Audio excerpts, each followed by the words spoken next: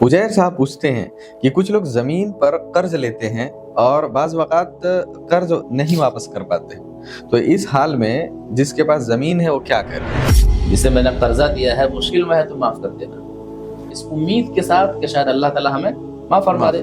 आप कर्जा वापस करने की सलाहियत रखते हैं और नहीं दे रहे हैं तो याद रखिएगा कि अपनी आखिरत को आप तबाह कर रहे हैं। क़यामत के दिन मुफलिस वो लोग होंगे जो नमाज लेकर के, रोजा लेकर के, हज लेकर के और बहुत सारी नेकियां लेकर के आएंगे। खुश होगा कि अब तो मैं जन्नत में जाने वाला हूँ, लेकिन एक शख्स आएगा, अल्लाह इसने मुझे गाली दिया था, अल्लाह इसने मुझे मारा था, अल्लाह इसने मेरा खून किया था, अल्लाह इन्होंने मेरी जमीन हड़प कर लिया। अदा करने की सलाहियत रखते हैं और नहीं कर रहे हैं तो वो शख्स क्या है? जालिम।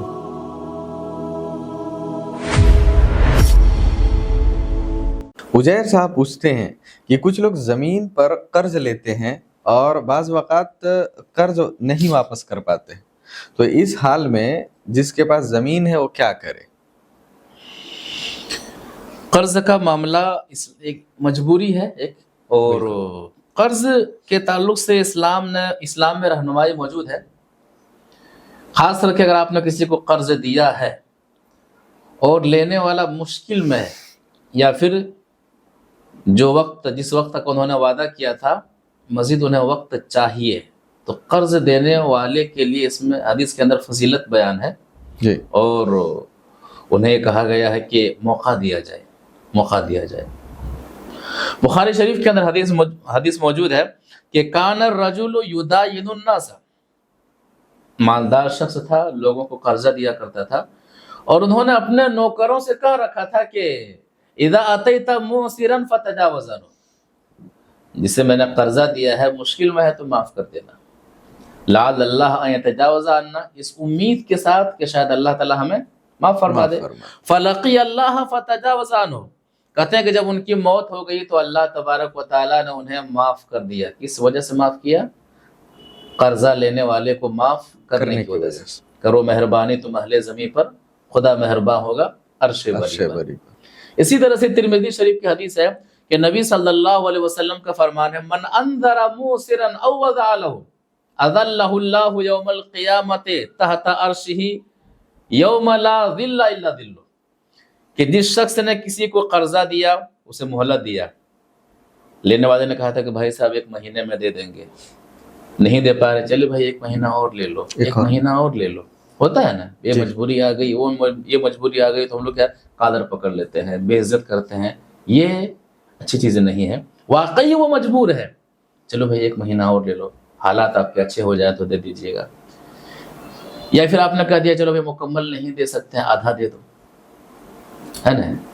या फिर हालात ऐसे, चलो भाई मैं लिल्ला फिल्ला में आपको माफ़ करता हूँ। इनकी फजीलत क्या है कि अल्लाह ताला ऐसे कर्ज माफ़ करने वाले को या फिर कर्ज में मोहलत देने वाले को क़यामत के दिन अपना साया नसीब फरमाएगा जिसमें कोई साया नहीं होगा। तो बहुत ही अहम मामला है। ये तो है कि कर्ज लेने वाला मजबूर है तो कर्ज देने वाला उसके साथ मेहरबानी का मामला फरमाए, तो ये फजीलत है। लेकिन आपके पास सलाहियत है कर्जा लौटाने की। हमारे पास ऐसे बहुत सारे सवालात आते हैं कि कर्जा लेने वाले ने कर्जा ले लिया है, आसाइश की सारी चीज़ें हैं, मौज मस्ती में ज़िंदगी कट रही है, कर्जा मांगते हैं तो नहीं देते हैं।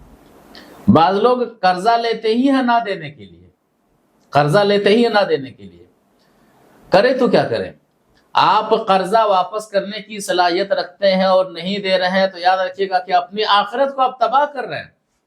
बुखारी शरीफ की हदीस है कि मतलुल गनी ज़ुल्मुन, मालदार का टाल मटोल करना जुल्म है, और अगर दुनिया में नहीं दे रहे हैं तो अपनी आखिरत तबाह कर रहे हैं। मुस्लिम शरीफ की जो हदीस है, वाज़ेह हदीस है कि नबी सल्लल्लाहु अलैहि वसल्लम सहाबा किराम से पूछते हैं कि अतदरून मनिल मुफलिस, मुफलिस कौन लोग हैं, क्या तुम जानते हो? लंबी हदीस है जी। तो नबी सल्लल्लाहु अलैहि वसल्लम के सहाबा कहते हैं जिनके पास रुपए पैसे ना हो, कहते नहीं, मैंने क़यामत के दिन की मुफलिसी के बारे में सवाल किया कि क़यामत के दिन मुफलिस वो लोग होंगे जो नमाज लेकर के, रोज़ा लेकर के, हज लेकर के और बहुत सारी नेकियां लेकर के आएंगे। खुश होगा कि अब तो मैं जन्नत में जाने वाला हूँ, लेकिन एक शख्स आएगा, अल्लाह इसने मुझे गाली दिया था, अल्लाह इसने मुझे मारा था, अल्लाह इसने मेरा खून किया था, अल्लाह इन्होंने मेरी ज़मीन हड़प कर लिया था। अब मामला क्या होगा कि शिकायत करने والوں کی طرف سے جو بھی شکایتیں آئیں گی ان کے بدلے میں ان کی نیکیاں اٹھا اٹھا کر کے جی ان جی کے حوالے کر دی جائیں گی. معاملہ یہاں تک ہے کہ ساری نیکیاں ختم ہو جائیں گی, شکایت کرنے والے آتے ہی رہیں گے, اب شکایت کرنے والے کے گناہ کو اٹھا کر کے ان کے حوالے کر دیا جائے گا.